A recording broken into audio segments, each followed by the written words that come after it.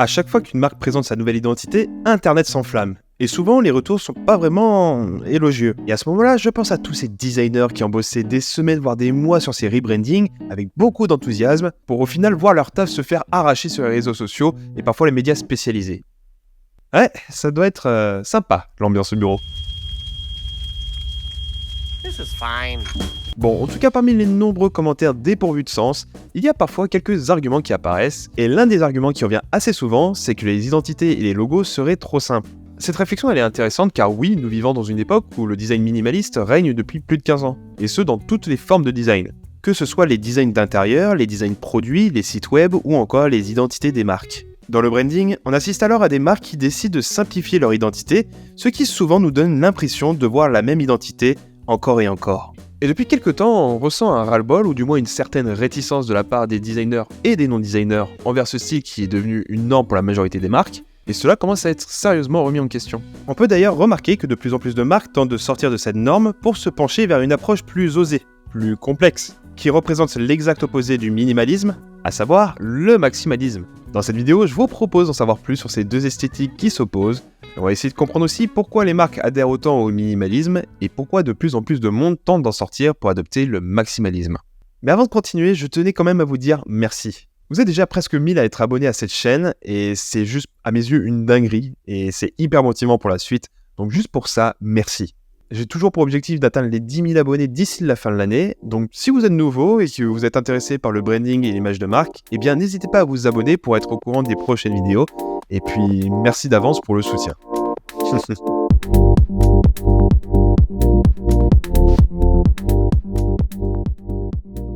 Bon alors, c'est quoi le minimalisme ? Le minimalisme se définit par la simplicité, l'épuration et la réduction à l'essentiel. Cette approche relie la forme à la fonction, incarnant ainsi le principe bien connu du less is more. En réaction à la complexité de notre environnement, le minimalisme établit des règles visant à simplifier nos vies en éliminant le superflu, répondant ainsi à notre besoin inné de clarté dans une ère saturée d'informations. Son influence s'étend à divers domaines de design, de l'architecture au design numérique, en passant par la mode et la publicité. Dans le domaine du branding, cela se traduit par des logos aux formes simples, accompagnés d'une palette de couleurs réduite, voire totalement neutre, d'une police de caractères sans sérif, souvent inspirée du style suisse, ainsi que d'un système graphique régulé par des règles mathématiques strictes afin d'éviter tout excès. Avant de devenir un style esthétique adopté par les startups et les multinationales, le minimalisme c'est avant tout un art de vivre apparu au Japon à travers la philosophie zen et sous l'influence bouddhiste.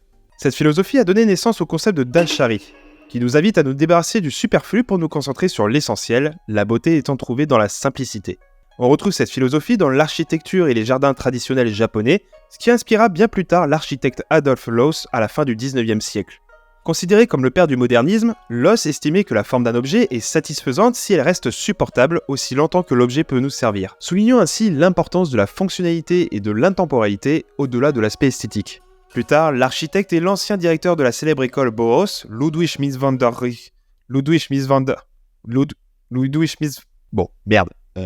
Lulu, qui traduit cette pensée de Loos sous le fameux « less is more ». Le minimalisme a donc influencé l'architecture et le design industriel à travers le modernisme et des mouvements tels que le Bauhaus et le D-Style qui ont redéfini l'art et le design en privilégiant la fonctionnalité et l'abstraction. Dans le domaine de l'art, on parlera du minimalisme à partir des années 60 aux États-Unis pour faire face à l'évolution rapide d'un monde qui change brusquement depuis la fin de la guerre et des mouvements artistiques naissants comme le pop art ou l'impressionnisme abstrait. Au même moment, le minimalisme dans le design graphique est porté par des grands noms, tels que Paul Rehn, connu pour ses travaux sur les identités des plus grandes sociétés américaines de l'époque et considéré comme le pionnier du design corporate, Joseph Müller-Brockmann, figure emblématique du style international suisse en typographie et du système de grilles dans le design graphique, ou encore Lester Bill, portant le design graphique dans la publicité et étant à l'origine du concept du design system, ou système d'usage en français. Ces grands designers ont permis aux marques d'être facilement reconnaissables et comprises par un large public, grâce à des designs modulables et régis par un système normé, auquel le minimalisme est considéré comme un principe mêlant la forme artistique à l'art mathématique.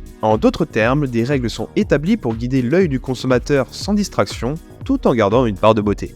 On y trouve alors un parallèle entre l'art et le graphisme moderne. Une volonté de simplifier un univers complexe, en quête d'un langage visuel qui se veut universel, compris de tous, quelles que soient les origines culturelles. C'est donc une approche qui a été adoptée par les marques dans les années 60, avant d'être mise à l'écart pendant une quarantaine d'années, jusqu'à ce que les jeunes boîtes de la Silicon Valley la font renaître au début des années 2010. Mais d'ailleurs, pourquoi ? Faisons un petit tour dans les années 2000. Le monde assiste à un boom technologique et informatique conséquent. On utilise de plus en plus un petit truc qui s'appelle Internet, qui va rapidement se démocratiser, et puis on assiste à des révolutions technologiques comme l'apparition des smartphones et des tablettes tactiles. Ajoutez à ça l'apparition de nouveaux acteurs numériques, tels que Facebook, YouTube, Twitter ou encore Airbnb, réinventant ainsi notre façon de consommer et de communiquer. Tandis que le design graphique des années 2000, ou plutôt l'infographisme, c'était un joyeux bordel. Il faut comprendre qu'on est au début d'un nouveau siècle et même d'un nouveau millénaire, et on essaie d'imaginer à quoi va ressembler le futur. À cette époque, on voit quelque chose de très positif et également très proche du monde virtuel, auquel les créatifs l'illustrent à travers la 3D, les néons, des jeux de couleurs très sophistiqués, des effets métalliques, de glitch ou de chrome, ou encore des formes organiques. Beaucoup de marques corporate vont d'ailleurs s'inspirer de ces tendances en proposant des logos en 3D et en jouant beaucoup sur les ombres portées et les dégradés de couleurs. Les startup tech de la Silicon Valley, qui ont pour objectif de digitaliser des produits et des services existants, vont également s'en inspirer dans le design d'interface. On parle ici de la tendance du skeuomorphisme. Mais au début des années 2010, avec l'évolution rapide d'Internet, qui a permis de connecter le monde et en devenant une immense source d'informations, on commence à sentir une surcharge cognitive et informationnelle, ce qui remet en question les principes du design proposé à cette période. Il est alors devenu nécessaire de revenir à plus de simplicité.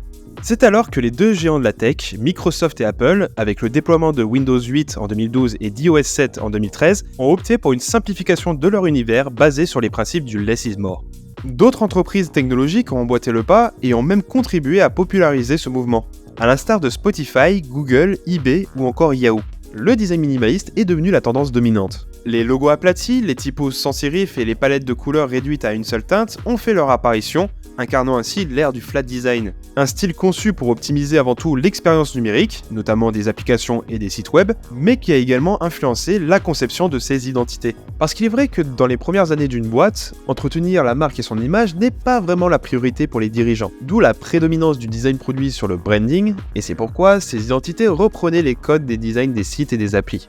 De plus que ces marques, qui ont évolué dans le temps, ont atteint un stade où elles ne cherchaient plus seulement à être reconnues, mais à devenir crédibles auprès du public et à consolider leur position sur leur marché. Cette tendance minimaliste va beaucoup inspirer l'industrie de la mode.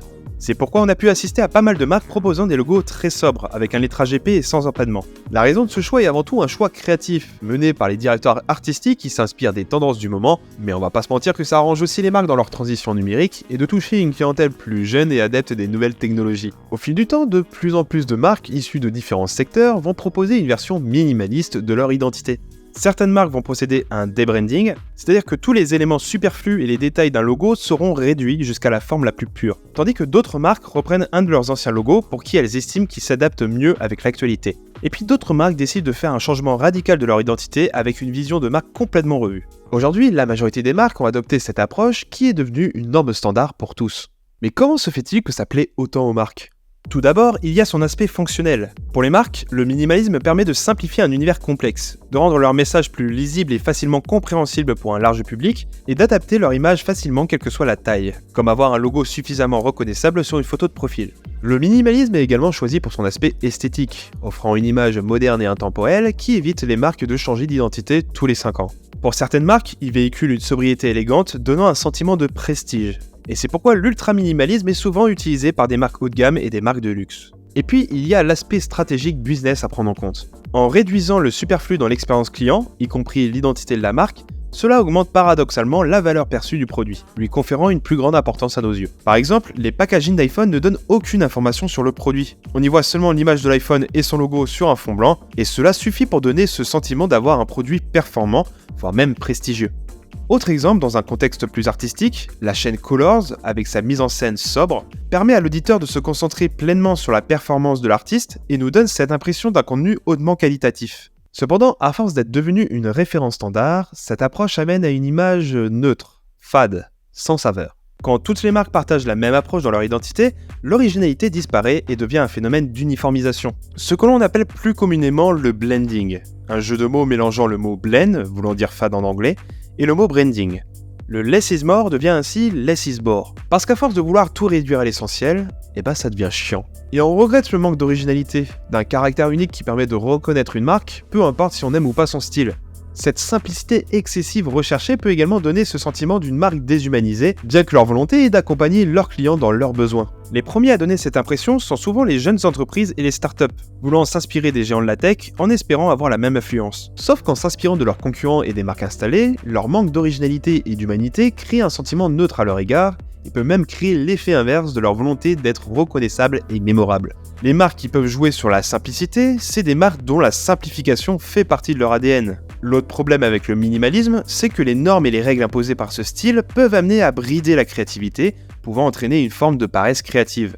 La créativité permet de proposer des choses nouvelles, surprenantes, dérangeantes parfois, mais elle permet surtout de nous démarquer des autres. Et pour les marques, cette distinction est primordiale. En fait, le minimalisme, en plus d'être esthétiquement plaisant, elle offre une forme de sécurité pour les marques qui ont peur de déplaire à leur public. Cependant, cette surexposition du minimalisme a entraîné une saturation qui s'est fait d'autant plus ressentir durant la pandémie du Covid-19, et cela a suscité un désir croissant de voir du changement dans notre vie, de mettre de la couleur, de combler le vide, et de vouloir réagir face à la neutralité. Et c'est pourquoi on peut constater depuis quelques mois l'émergence d'une tendance auquel de plus en plus de monde commence à adopter, le maximalisme.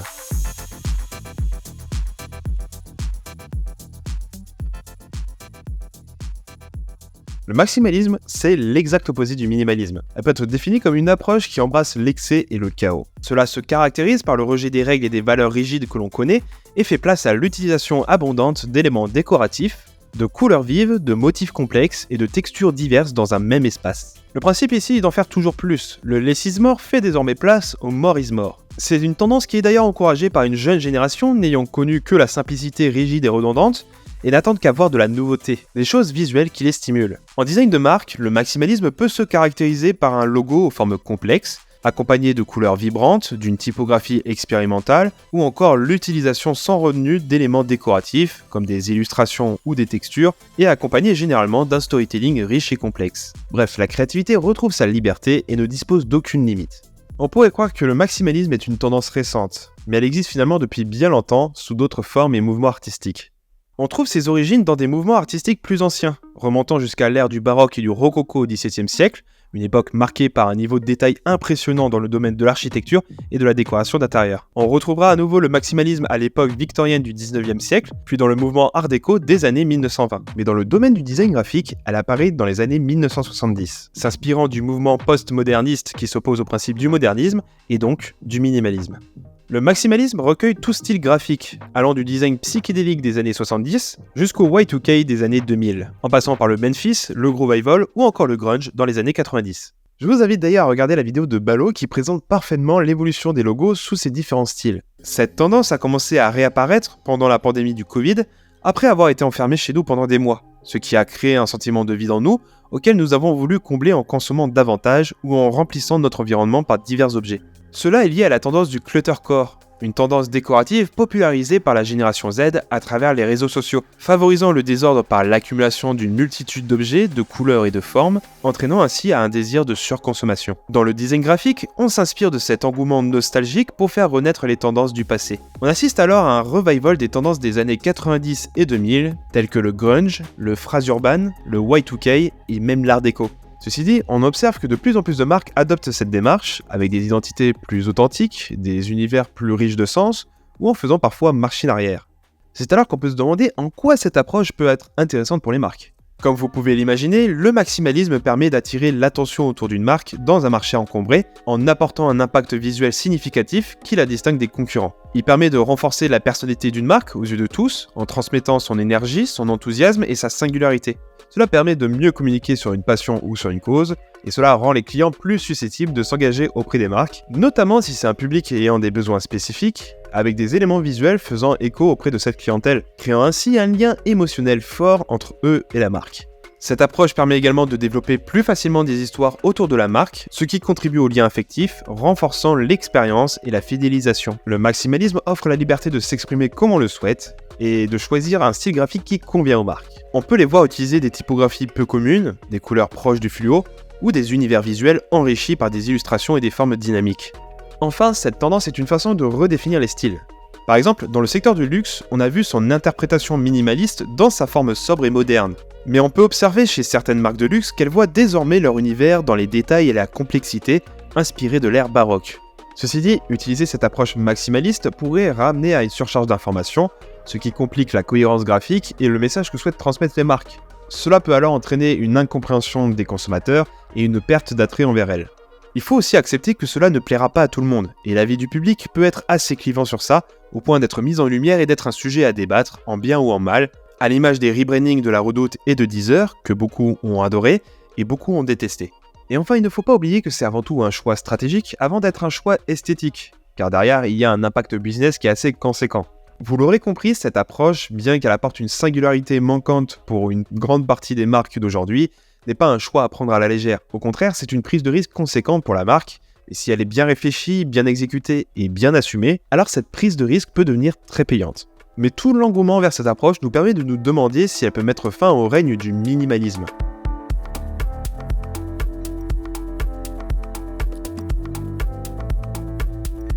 Alors, il est peu probable que le maximalisme devienne la nouvelle tendance dominante, et ce pour deux raisons. Tout d'abord, la plupart des marques craignent de déplaire à leur public, car le maximalisme représente un risque difficile à garantir en termes d'attraction. Et puis la seconde raison, en prenant du recul, l'histoire nous a montré que ces deux esthétiques ne font que se le relayer entre elles, ce qui entraîne ainsi un éternel recommencement. Après avoir embrassé l'ère du minimalisme, nous aspirons maintenant à en sortir, à rechercher des expériences sensorielles plus riches. Le maximalisme peut sembler répondre à ce besoin, mais sa profusion visuelle peut également susciter un désir de retour au calme et à la simplicité. L'attrait pour ces deux esthétiques dépend également du profil de la clientèle. La jeunesse est plus encline à favoriser le maximalisme pour la liberté et le risque qu'elle représente, tandis que les personnes plus âgées privilégient généralement la sécurité et le confort, et donc des designs qui s'inspirent du minimalisme. Cela reflète donc les différentes perspectives et désirs de chaque génération, auxquels les marques doivent comprendre et s'adapter pour mieux les servir. Finalement, pour une marque, il est préférable de prendre le meilleur de ces deux approches, de trouver un juste équilibre pour être à la fois pertinente et authentique, tout en tenant compte du contexte dans lequel elle opère. Cela implique de comprendre en profondeur le marché actuel, les stratégies mises en place par les concurrents, ainsi que les attentes du public. Si l'environnement est trop complexe, il faut dans ce cas simplifier l'identité. Et au cas contraire, si l'environnement est trop simple, alors l'identité a besoin d'être développée. Cela peut conduire à une esthétique d'un nouveau genre, en combinant ces deux approches opposées. Le minimalisme apportant clarté et cohérence, tandis que le maximalisme offre authenticité et émotion. Et pour le coup, les agences de branding qui ont vu leur réputation grimper ces dernières années sont celles qui ont trouvé ce juste équilibre pour leurs clients. Ils remettent ainsi la marque et son image au cœur du business, en apportant des nouvelles idées et en intégrant des nouvelles formes créatives. Parmi les récents rebrandings présentés, on peut remarquer que les identités reprennent les codes du minimalisme, mais leur univers est enrichi d'illustrations, d'éléments 3D, d'animation, afin d'apporter plus de dynamisme dans un ensemble plus simpliste. Et enfin, il serait cool que le regard du public évolue concernant ces nouvelles identités. Il n'y a pas si longtemps, nous aurions légitimement pensé que le logo représentait entièrement la marque, car les marques vendaient leur image principalement à travers celui-ci et leur slogan. Mais aujourd'hui, il y a une prise de conscience qui s'est développée, tant de la part des marques que des acteurs impliqués dans le branding. Désormais, un logo, bien qu'il reste le symbole de la marque, n'a plus autant d'importance qu'auparavant, et c'est une évolution positive. Une marque peut se distinguer à travers une multitude d'éléments visuels, verbaux et même sonores, et c'est en combinant harmonieusement l'ensemble de ces éléments que les marques peuvent véritablement sortir du lot et devenir même iconiques. Voilà, c'est la fin de cette vidéo, merci d'avoir regardé jusqu'au bout, n'hésitez pas à donner votre avis dans les commentaires, je suis même très curieux d'avoir votre point de vue sur le sujet. Est-ce que selon vous, on assiste à la fin du minimalisme en tant que tendance reine, et est-ce qu'elle peut être remplacée par le maximalisme? En tout cas, on se retrouve très prochainement pour une nouvelle vidéo, merci encore pour le soutien, c'était Polo, ciao.